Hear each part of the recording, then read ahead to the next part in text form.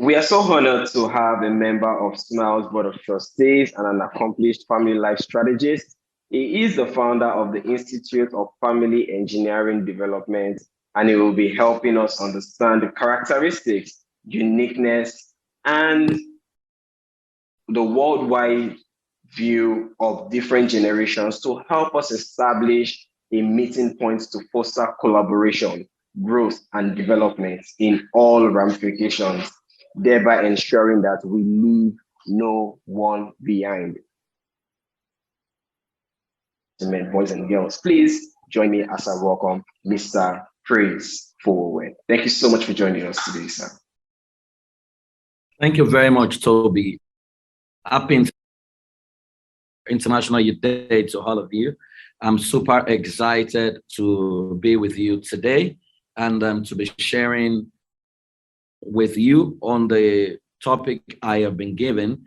I have been asked to speak on harnessing the power of multi-generational collaboration.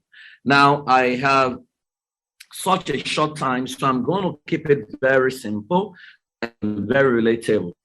Now, I mean, the first time I was discussing with the founder of S.M.I.L.E, and thank you very much, Sabimbe, for all that you do. That's my big sister. I kept thinking, and my mind went straight to when I was a teenager. When I was a teenager, that was the period of June 12 in Nigeria. And I remember clearly that we were so energetic and we wanted Nigeria to work. And then so we went all, we felt the old people have failed us and what have you. We were saying all kinds of things against the old because obviously Nigeria was not the kind of country we wanted it to be. And we felt held onto power for too long. Now, I am looking back right now that I'm in my 40s and I'm thinking back at what happened during NSAS. That during NSAS, for example, in Nigeria, you realize that the younger generation didn't want to hear anything from the older generation because as far as we're concerned, we had failed them. So all of a sudden, I've become the older generation. But I remember having a conversation with some of the young people way back to say that you cannot say that the old people have failed you because you did not understand what it means to face the military power, the military junta, which we faced. And so what you need is the wisdom of what we did not do right or where we failed so that you can add it to your new zeal and your new tech power so that we can collaborate to win this battle. Of course, that fell on deaf ears and we all know how this ended. That all through generation, there's always been this disconnection. It almost looks like these old people don't make sense to us, while the old people feel that the young people are just zealous, they don't understand a lot of things. So there's never been a melting point or a meeting point. And until we come to that place where we need the history of the old to match with the competence and with the passion of the young, then we will keep going around in cycles. So that takes me to what is classified as an adage that I grew up listening to in the Yoruba culture. What it means is the wisdom of the old and the young was what led to the birth of a town called Ile-Ife. Now, you all know Ile-Ife, University of Fowowe University in there. Now, the foundation of that city was built by the collaboration of the wisdom of the old and the young. Now, if you look at the picture on that slide, I don't know how many of you know that picture. That is the picture that demonstrates clearly what we're talking about today. There was a man in Ibadan, or there's a man in Ibadan called Baba Onilu. He's a talking drummer. Baba Onilu belonged to the older generation. I think it's in the 70s. One day, he was playing his gong, which is what we call talking drum. And a young man who is less than 25 looked at him, took a picture of the man, and because this young man already understands the NFTs,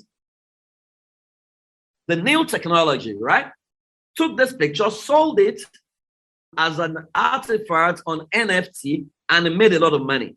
And so he went to look for Baba in Ibadan, and he shared the money into half, 50-50. He took 50 and gave Baba 50. The money he gave Baba, Baba has never made that money since he started playing the talking drum. Now, that's a clear example of what can happen when the old and the young, or when the multi-generations come together, because the wisdom of the old and the young was what led to the birth of Ile-Ife. Without Baba playing his gong, there will not have been any picture for the young man to snap. And without the young man understanding the new technology, the blockchain technology, the NFT, the metaverse, Baba would have still remained in poverty. Now, so we all need to understand there are multi-generations. So you have the baby boomers, and we talk about them as they're very optimistic, they enjoy mentoring, and they have a very strong work ethics. Then you have the Gen Zers, the Gen Xers, who are very independent, innovative, and they are strong communicators, right? Then you have the millennials. So I'm in the Gen X. You have the millennials who are tech savvy, collaborative, focused on the greater good.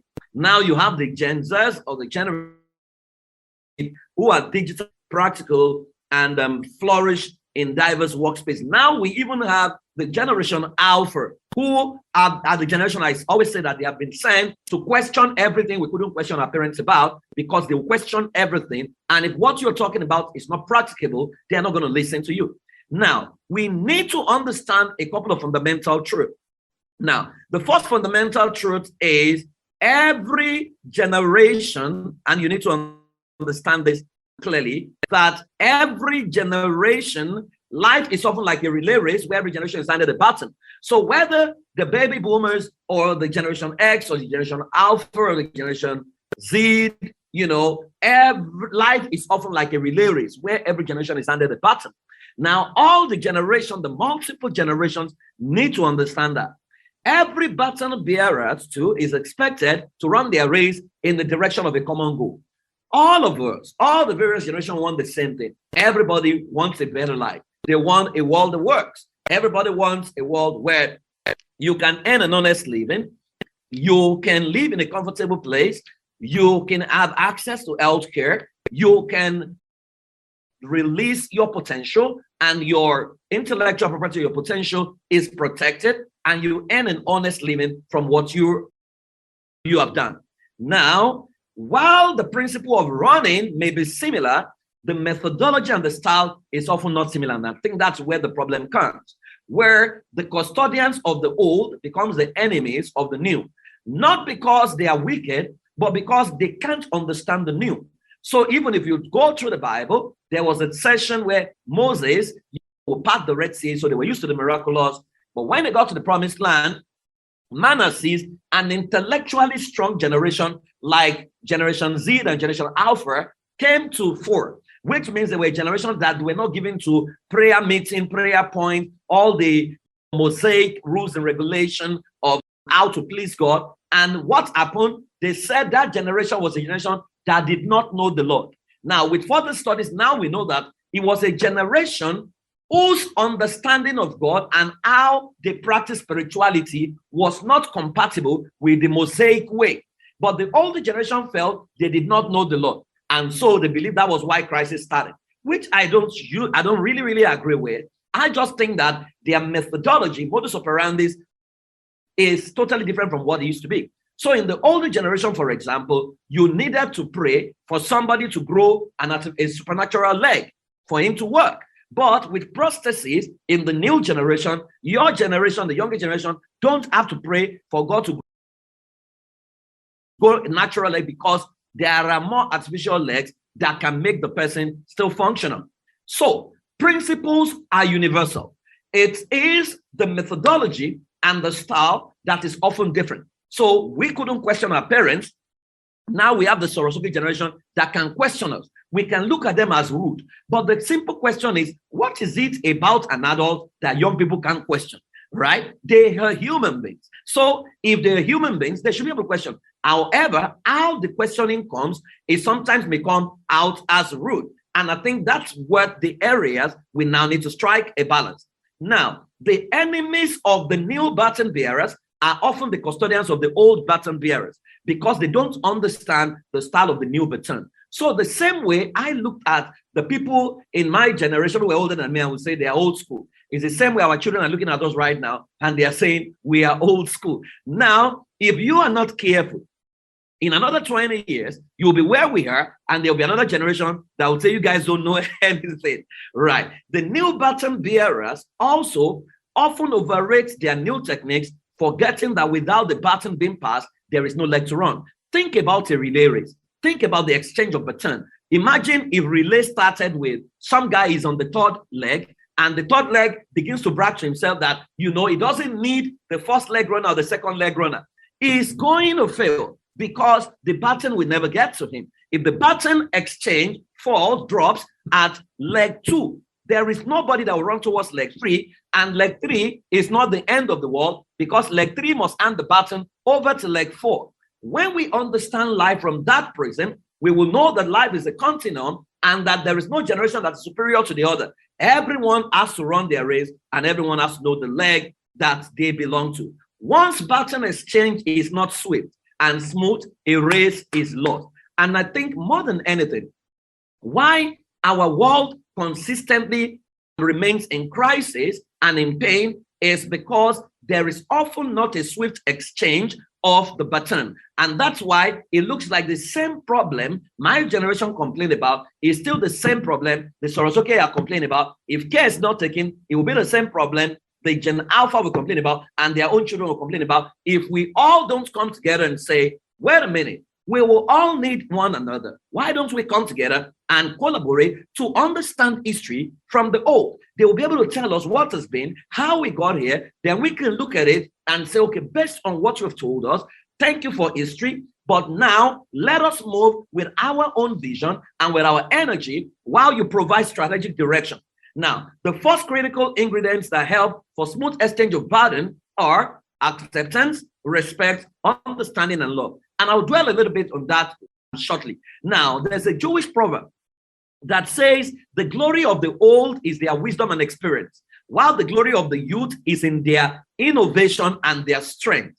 Now, when I was growing up, my father would say, if a child can have that as a child, you can have more clothes than your parents, but you cannot have more rags than your parents. I don't know why it has to be rags, and I don't know who wants to wear rags anyway. But what they're saying is, even if you have enough rags, you cannot have the one that was used to back you when you were born. Of course, we know the younger generation no longer backs children. But if you look at this critically, the glory of the old is their wisdom and experience, which we will always need in every strategic battle. You will need the history, you will need the experience, and you need the wisdom of the whole. But the glory of the youth is in their innovation and their strength. And that's why if you look at the spread of the multi-generation, you will still realize that there's a lot of power in the end of the baby boomers. They're still the captains of industry. They're still the ones who hold sway in almost every nation when it comes to power dynamics. Now, there are a couple of crises that we need to take a look at. And if we don't understand the sources of the crisis in the multi-generational collaboration, we may not be able to solve this problem. And number one is when the baton is not passed at the right time. So if you look at many African countries, you look at Cameroon, the president of Cameroon was in power when I was born or something like that. He's still in power and the man still wants to go for another term. So that is a man who has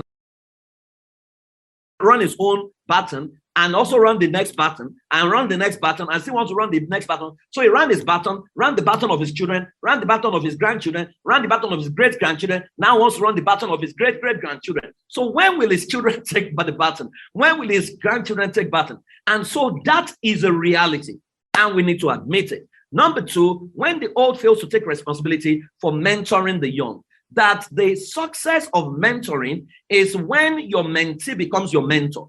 I know that is very alien in Africa, where we have adages that says an elephant cannot blow at the same time with his children. And the question I ask is, why can't daddy elephant blow treble? Mommy elephant blows alto. Boy elephant blows tenor. And girl elephant blows bass so that a beautiful harmony can be formed. So I know that we have some self-sabotaging beliefs that has hampered us. So when the old fail to take responsibility for the young, we can't measure their contribution to the young, then the young becomes detached and it becomes a crisis. Number 3, when the young is unwilling to build the necessary stamina required for the weight of their potential. So the young have strength, they have energy, they have drive, but there is a character requirement. There is a strategic requirement of that. And that you find in the home. And that's why my mother will always say to me that what makes an elder is that when an elder dies and they open his heart, you will find a lot of information. In fact, I read somewhere that when an old person dies, is an entire library that dies. And that is why we want to always interview the old to understand how what became what, because they saw that world, they know the difference, and we need that knowledge so that we can extrapolate and predict the future. In fact, it has been said that there is nothing called future because your future is in your past. That if you can understand the rhythm and the pattern of the past, then you can effectively predict the future. Number 4 is ineffective communication and unwillingness to focus on areas of alignment. This is often born out of lack of mutual respect. And I must admit that we have not shown enough respect. I mean, my generation have not shown enough respect to the younger generation, because we always think they're just dancing and all they know is to just, be dancing up and down. And that's why oftentimes they don't take you seriously. And that is very, very bad. But also, we have also been there where the people who were ahead of us didn't take us seriously. So we need to look at what can we bring to the table. What can this man bring? What can that man bring? I saw a movie where there was an old man who felt he was in retirement and wanted to come out of retirement. So he went to get a job. I mean, the movie is called The Intern. You might want to watch it. Very interesting movie. He went to get a job with the Generation Z, and everything was totally strange to him, but he was willing to learn. That if we look at the areas of collaboration, we will know that for any strategic battle to be won, we need the wisdom of the old and the wisdom of the young and the strength of the young. So it's a collaboration. It cannot be, let us stand on our own, let us leave them. Because without a sense of history, you will face the same challenge that you could have easily conquered with the benefit of history. Now, let me tidy this up by answering the question, how do we then harness the power of multi-generational collaboration? I think it's 4 things. Number 1, we must have mutual acceptance. Mutual acceptance that the older people cannot be the young people. The older people know what they know. The young people know what they know. Now, can we bring what we both know and accept the reality that my father will always be my father? The way my father sees things is going to be different. The way I see things is going to be different, and it's going to be different from the way my child sees things. That life is not this or that. Life is often this and that. And when we see life as this and that, what everyone brings to the table becomes very valuable. Number 2, mutual respect. Whatever you respect, you attract. Whatever you don't respect moves away from you. That the old people, even though we get back to the young people, we back them on our back, we must not look down on them because they are not things, they are beings, and beings must be respected. That if we respect the young, that when we're in a room, we no longer say keep quiet, we allow them hear their opinion. We listen to them and we look at how they feature in the grand scheme of things. I think when that mutual respect comes to fore, we will collaborate for greater good. Number 3 is mutual understanding. If you look at the word understanding, it means stand under. You cannot understand me or get me if you stand above me. You cannot get me if you stand at par with me. For you to understand me, you need to come under me, and that is an uncomfortable position for the older generation. What that means is you need to stoop to conquer, to say, why do young people do things the way they do? And the young people also need to stoop to say, why do the old people think the way they do? The world we grew up in, the education we're exposed to is totally different from the one the young, my mother is still alive, she's going to be 80. I'm going to sit with her tomorrow and I'm going to ask certain questions. There were things she has told me recently that I never had before. And they were very invaluable in me taking certain decisions. So mutual understanding. We all need to stand under each generation to understand their uniqueness and what they bring to the table, because everyone has something to offer. And number 4 is mutual love. And love is not about what I do. It's a decision that is built on the value that's built on the commitment to add value to someone else without expecting a thank you. So we must see people as human beings, and we must see that Okay, there is something they bring to the table. What value can I, as a young person, add to the whole? What value can I, as a whole, add to the young? And that's where mentoring and collaboration comes into place. So let me end this session by saying to you that all we know is all we know. But what we know is not all there is to know. So all the older generation knows is not all there is to know. All the younger generation know is not all there is to know. In fact, there were things I used to believe that I look at myself and I ask myself, what ganja was I smoking when I believe what I believed, right? And yet, so knowledge is progressive. A new generation will come that would make what you know right now look very stupid. It's not stupid. It was a truth that was relevant for its time. That is no longer relevant. Must not discount the solution it brought when it was raining. Now, we need to understand the concept called Ubuntu, which I think is a concept the whole world needs.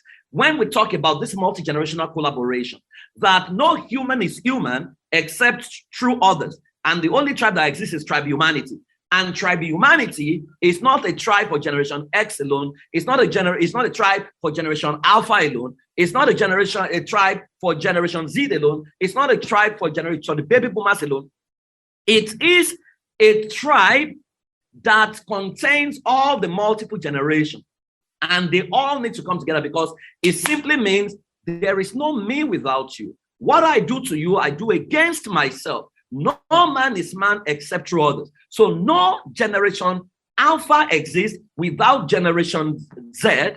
No generation Z exists without generation X. No generation X exists without the baby boomers. We all need one another. Like I said, it's a relay race where all of us are running. Now, I love this poem by Khalid Gibran, which was a poem on parenting, but I'm going to read it because it speaks to me a lot and it has formed the basis for the way I relate with my own children. Right. It says, your children are not your children. They are the sons and daughters of life longing for itself. They come through you, but not from you. And though they are with you, yet they belong not to you. You may give them your love, but not your thought, for they have their own thoughts. You may house their bodies, but not their soul, for their souls dwells in the house of tomorrow, which you cannot visit, not even in your dreams. You may strive to be like them, but seek not to make them like you. For life goes not backwards, nor tarries with yesterday. You are the bows from which your children as living arrows are sent forth. The archer sees the mark upon the path of the infinite, and he bends you with his might, that his arrow may go swift and far. Let your bending in the archer's hand be for gladness, for even as he loves the arrows that fly, so he also loves the bow that is stable. So even though you are flying, but we also need to be a stable bow that can shoot you. Always remember, no relay race is won without a smooth exchange of baton. And there can be smooth exchange of baton if we don't all align around a mutual agenda. So while a generation ran leg one, another generation picked the baton and ran leg two, another generation is now running leg three, and another generation will run leg four. We all need one another. When we understand that the goal is the same, is the gold medal we're all working towards, then we all come together, seek to understand ourselves, look at our differences, put them aside, and queue up towards a common goal where the wisdom of everyone becomes very relevant. Thank you very much. Happy International Youth Day. God bless you. Wow. My brain is steaming hot right now. Thank you so much, Mr. Fowowe, for the very, very insightful session. I must also say that your passion for youth development is so evident, and we are so glad to have you as a member of the board of trustees at S.M.I.L.E and for the amazing work that you do. Thank you so much, sir. We appreciate you, and thank you so much for spending time with us today. Happy International Youth Day to you once again, sir. Thank you.